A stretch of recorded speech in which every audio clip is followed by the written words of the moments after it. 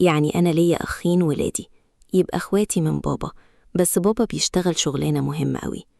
بابا لما حب ماما زمان واتجوزها ما قالش لحد خالص على جوازه منها، وفضل متجوزها في السر طول السنين اللي فاتت دي، رغم إن هما كانوا متجوزين جواز شرعي وعلى سنة الله ورسوله. لكن بابا هو اللي طلب من ماما كده، وماما وافقت على كلام بابا. وأنا عشت كل السنين اللي فاتت دي في حياتي مع ماما في بيتنا، وأنا كنت كل حاجة في حياتها، وأحلى هدوم بتجيبها لي، وبتعيشني عيشة، وعلى طول بتخرجني خروجات جميلة، وبتعمل لي أعياد ميلاد جميلة قوي. وبابا أوقات كان بيجي يحضر معايا عيد ميلادي وأوقات لأ، يعني كان بيبقى على حسب ظروف شغله. ماما على طول كانت بتبقى متفهمة ظروف بابا قوي، وكانت بتمشي الأمور وخلاص. ولو هتسألني طيب إزاي باباكي فضل متجوز مامتك لمدة 20 سنة مثلا من غير مراته الأولى ما تعرف؟ هقولكم إني في مرة سمعت بابا بيقول لماما إن هو حاسس إن مراته الأولى عارفة بجوازته من ماما، وكمان ممكن تكون عارفة من زمان، لكن هي عمرها ما سألته ولا وجهته، لأن بابا شخصيته قوية قوي، ويمكن مراته كانت بتخاف تتكلم معاه في الموضوع ده. أنا فضلت حياتي مستقرة وجميلة لحد من سنة واحدة بس، كل حاجة في حياتي اتغيرت للأسوأ، لأن في الوقت ده ماما تعبت قوي قوي وماتت.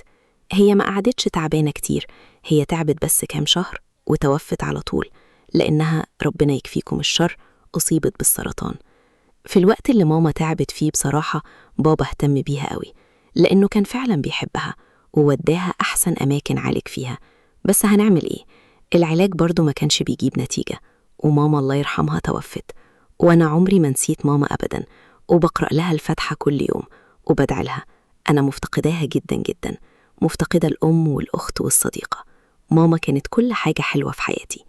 بعد وفاة ماما جدتي الأم جات من البلد وعاشت معايا في البيت، لكن هي فضلت معايا تقريبا شهر كده، وبعد كده قالت لبابا إن هي هترجع البلد تاني، لأن هي مش واخدة إنها تعيش برا بيتها، وقالت له كمان إنها ممكن تاخدني معاها علشان أعيش عندها. وده طبعا ما نفعش علشان مدرستي وقتها، وأنا كان ليا خالة واحدة بس مسافرة من زمان مع جوزها في دولة خليجية وعايشين هناك وبيشتغلوا فيها. وبابا في الوقت ده ما كانش قدامه غير إن هو ياخدني أعيش معاه في بيته التاني مع مراته الأولى وأولاده اللي هم أخواتي.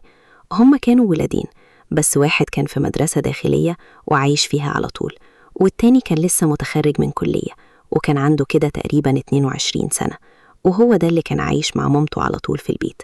بابا أخدني بشنطة هدومي بس ووداني في بيته علشان أعيش فيه، بعد ما حضر لي أوضة في البيت، ورحت عشت معاهم في البيت. وبدأت مرحلة جديدة في حياتي، مرحلة حزينة قوي، مرحلة كده غير كل اللي فات.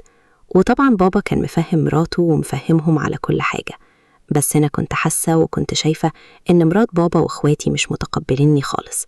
حتى أخويا اللي كان في المدرسة الداخلية لما كان بينزل أجازات كنت بحس برضو منه كده، وما أقدرش أقول إن هم كانوا بيعاملوني كويس ولا كان بيعاملوني وحش، وده لأنهم ما كانوش بيتعاملوا معايا أصلا. أنا على طول